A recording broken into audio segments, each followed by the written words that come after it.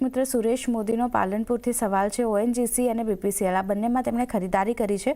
ONGC 1100 counter છે, 299માં ખરીદારી કરી છે અને બીપીસીએલ 300 શેર્સ છે, 293માં તેમણે ખરીદારી કરી છે। હવે શું કરવું જોઈએ પૂછી રહ્યા છે, હોલ્ડ કરવા કે પછી નીકળી જવું? જે રીતે આજે આપણે જોઈ રહ્યા છે, ખાસ કરીને ઓએમસીસ પર જે રીતે દબાણ આવતું દેખાઈ રહ્યું છે, પવનજી, બીપીસીએલ, ઓએનજીસી, તમે કઈ રીતે ચાર્ટ જોઈ રહ્યા છો?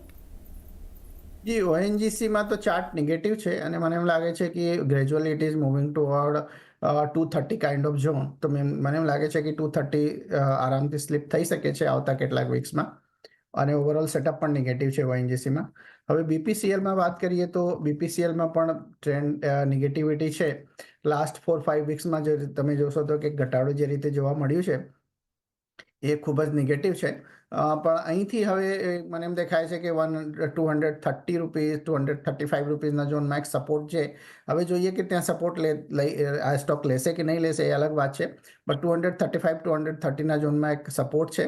ઓવરઓલ નેગેટિવિટી છે BPCL as well as ONGC બંનેમાં।